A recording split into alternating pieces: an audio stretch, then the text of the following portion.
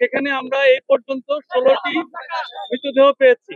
এটা আসলে চেহারা বোঝা যাচ্ছে না, কারণ আপনারা জেনে থাকবেন এইটা একটু কারণ আছে যে আমরা প্রাথমিকভাবে আমরা বলতে পারি যে এই যে চারতলা এই গার্মেন্টসটির উপরে যেই আমরা যে ছাদটা দেখেছি সেই ছাদটা টোটালি টিন শেড এবং টাটায়ের একটা উপরে মানে টিন শেড ছাদ।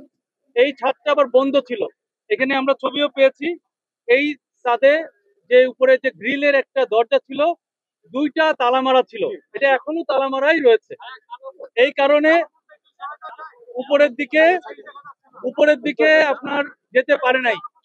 এবং নিচের দিকে আপনারা জেনে থাকবেন যে যে পরিমাণ কেমিক্যালের যে বিস্ফোরণটা হয়েছে প্রথম দিকে, সেটার ফ্ল্যাশ ওভারে যেই যেই আপনার টক্সিক যে গ্যাসটা, মানে সাদা যে ধোঁয়াটা টক্সিক, অত্যন্ত টক্সিক, এটা ইনহেল করার কারণে আকস্মিক ভাবেই হয়তো এতজন, আমার মনে হয়, যেটা আমাদের মনে হয় যে এটা ওনারা সেন্সলেস হয়ে মৃত্যুবরণ করেছেন। পরবর্তীতে তারা আর এসকেপ করতে পারেন নাই। এখানে এই 16 জন এই 16টা মৃতদেহ আমরা পেয়েছি।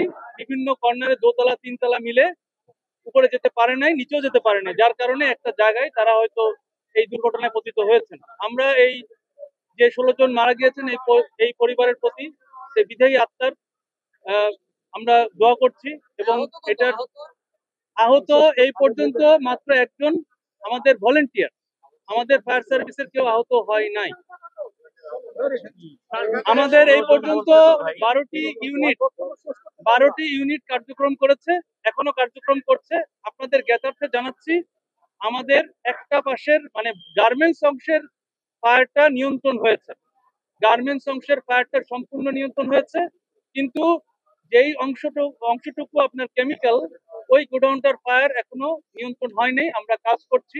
আপনারা দেখেছেন যে আমরা আমাদের যে টেকনোলজি রয়েছে, লুপ 60, ড্রোন, আমাদের যে গ্রাউন্ড মনিটর, সব মানে যেটা হিউম্যান ছাড়া, মানে মানুষ ছাড়া যেসব টেকনোলজি দিয়ে আমরা ফায়ার ফাইটিং করছি, এটা এখনো চলমান রয়েছে। শুধুমাত্র লাশগুলো বের করার জন্য আমরা কিছুক্ষণ স্টপ রেখেছি। এবং আমরা যে কেমিক্যাল গোডাউনের পার্টটা আমরা চেক করছি, এখনো অবজারভেশন করছি। এবং এটা নিয়ন্ত্রণ এখনো সম্ভব হয়নি।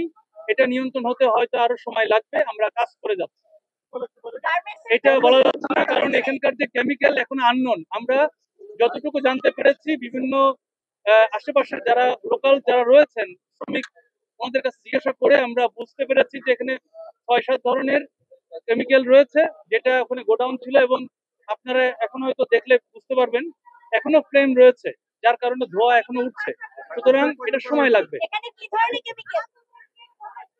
এখানে আমরা সাধারণত মানে ব্লিচিং পাউডার, মেটা, পটাশ, তারপরে এনজাইম এবং আরো কয়েকটা ধরনের রয়েছে, সল্টও আছে, হাইড্রোজেন পারঅক্সাইডও আছে।